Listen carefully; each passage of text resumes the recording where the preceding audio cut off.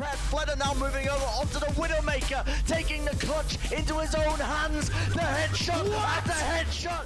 In the years that Overwatch has been out, we've seen some incredible plays coming from the Overwatch League. Not many Widowmakers would go for this play. Yeah, but Pinewood, And he just absolutely nails it here. Even to the machine gun. What a flick. And you another one. serious? Beautiful. These players put their dreams and their hard work on the line in order to achieve something greater than themselves, a championship as a team. down to Janu, he can't touch, he is walled off, the door is shut in their face. A golden state, and finally a golden crown. The San Francisco Shock are your 2019 Overwatch League champion.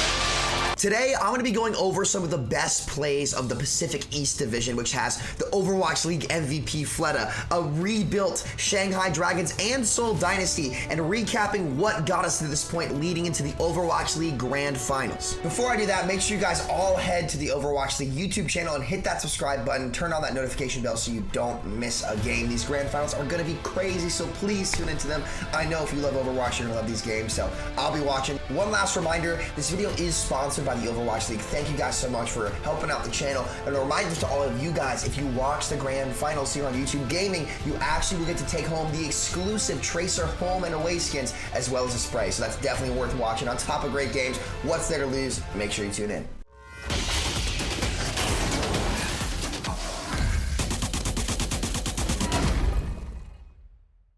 The Shanghai Dragons, coming off a huge turnaround last season, made some big offseason pickups with all-star player and league MVP for this year, Fleda. On top of Fleda, they also have incredible rookie talent like Lip and another old-school Shanghai player coming back into the roster, Fearless from the 0-40 Shanghai Dragons Season 1. Obviously, being league MVP is no small feat. Let's take a look at some of Fleda's best moments of the 2020 season. Fleda is meta. He's a jack of all trades and a master of all of them.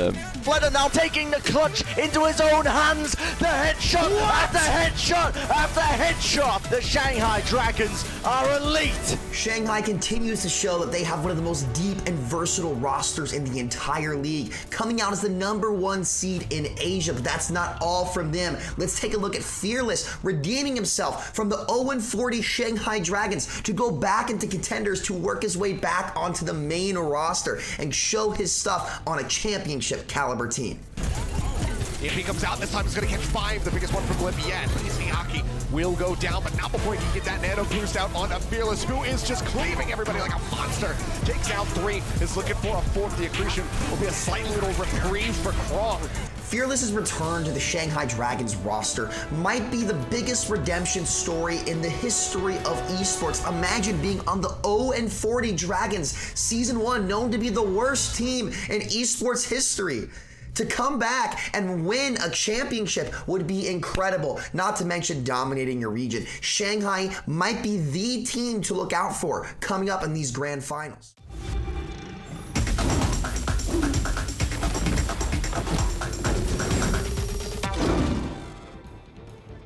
Up next, we have the Seoul Dynasty, another team going to the grand finals this year. They've had themselves a great season, and they were the talk of the preseason where they picked up huge players from the London Spitfire, Gesture, and Prophet, who made a championship run Season 1. These guys have been OG Overwatch gods, and if you've been a fan of Overwatch for a long time, you are absolutely going to want to see what these guys can do. But first, let's recap how well they played this season.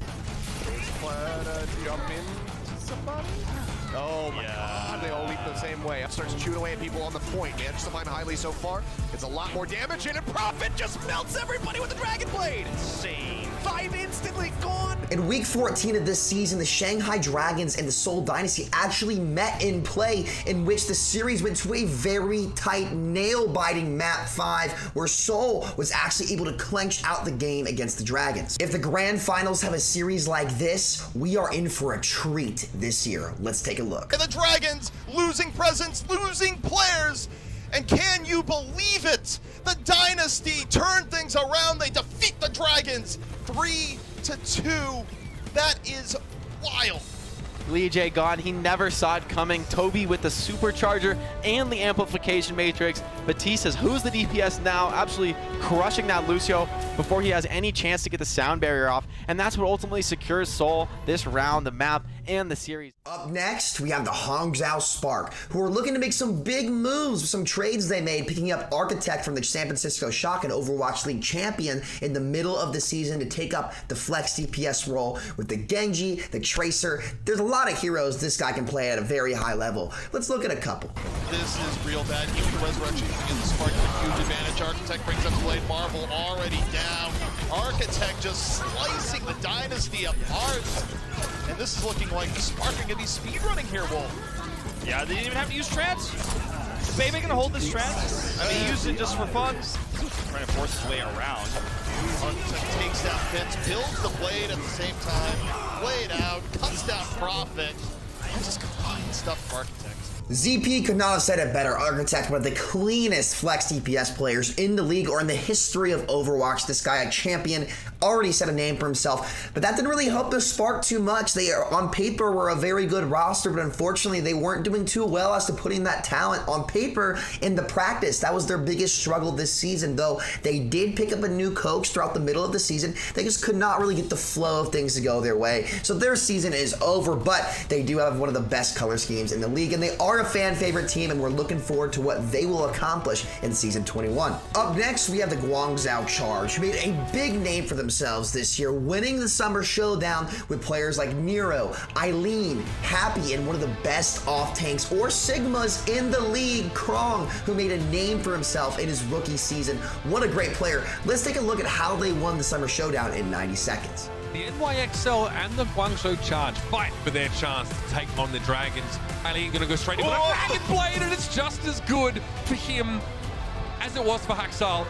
Guangzhou plays so solid. This one was an absolute shellacking for the NYXL. But one thing's for sure, we do have our two best teams in Asia going head-to-head in the Summer Showdown Finals. Oh! Oh, man! Oh, what a shot! Okay.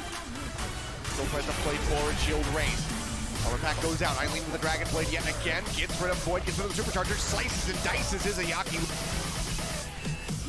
Eileen is playing so incredibly well right now, and I believe the Shanghai Dragons are too, just in general, but Eileen is finding these crazy angles. His blades threaten so many resources for the Shanghai Dragons. It's just DM and Lee J gone against the wall, but they cannot get there. The Guangzhou Charge have done it.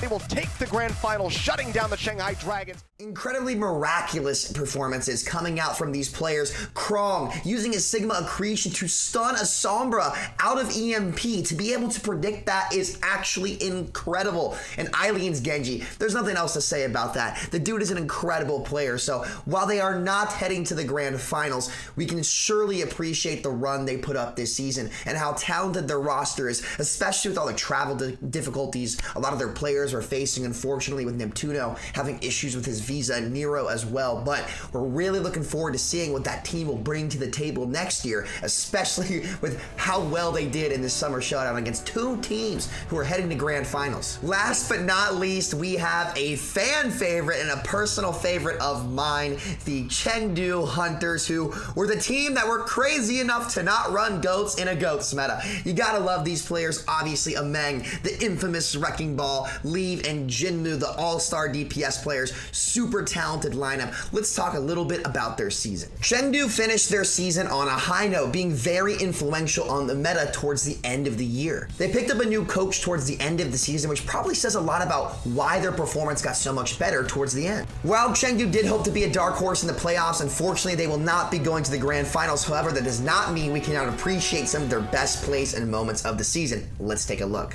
Mono leaps in. Mono, though, so close yet so far from the proper range. She will be forced to rewind early. Amon drops the mines. Mono on a whim and a prayer, barely saved by Animo's beat. But how long can he live to proper range? No! Leave takes him down one more time. The unstoppable Ash from above. The dynamite into the heart of New York. And now New York praying, looking for the miracle. It's happening, Wolf. We have entered the zone. Chengdu about to complete the reverse sweep. Overtime ticking on down. It's just the last little bit delay. Nene is out. Mono's back in, the Primal still in reserve. And how much more does New York have left? Can they defy history? Can they somehow, some way, bring this back for the break? No, they can't! Chengdu's done it! A 3-2 reverse sweep! Unbelievable. I cannot believe it. Oh, he's on the card! Oh, I feel like someone should have been able to stop it. That is going to do it today for me, guys. Thank you so much for watching. A reminder, the grand finals on October 8th to the 10th. Do not miss it, okay? Those skins are going to be sick, but the gameplay is going to be even sicker. So the San Francisco Shock, the Seoul Dynasty, the Shanghai Dragons, and the Philadelphia Fusion are the 4 teams who are left standing to fight for this championship. It's going to be absolutely crazy. I'm going to be watching with my friends. I encourage you all to do the same. So to all you Overwatch fans out there who enjoy the game in any capacity, whether it be quick play, competitive, you name it, coming together to watch these talented individuals take each other on at the highest level of play is something that's going to be worth watching. So I encourage you guys to please do it. It's going to be freaking sweet. It's been your host, Sam, better known as Samito, and until next time, I'll see you guys later. Peace out.